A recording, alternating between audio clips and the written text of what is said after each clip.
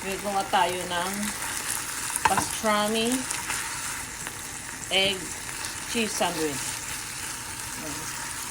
Luto lang natin ito.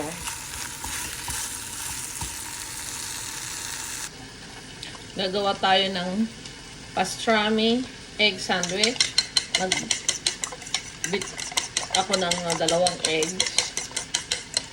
Tapos ito yung ating bread, cut half. Tapos meron tayong cheese. Nilagyan ko yung pastrami ng little butter. Lagyan na natin yung egg.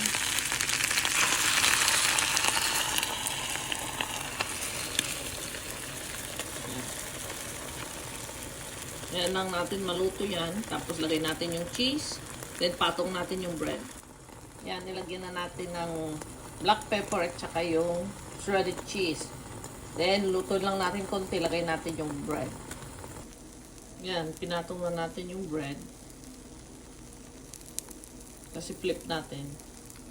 Ganyan ang itsura niya, yung egg at saka yung pastrami. Nilagyan natin ng cheese. Tapos i-flip over natin pag naluto na. Ito na yung naluto natin na sandwich. Pastrami egg cheese sandwich. Yan. Slice na natin.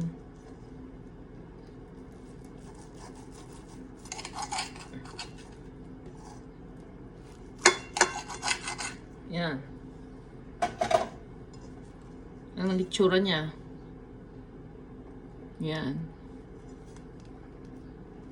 Gumamit tayo ng Hawaiian bread.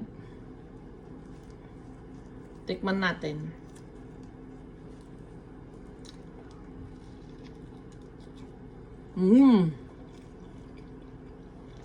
Thank you for watching.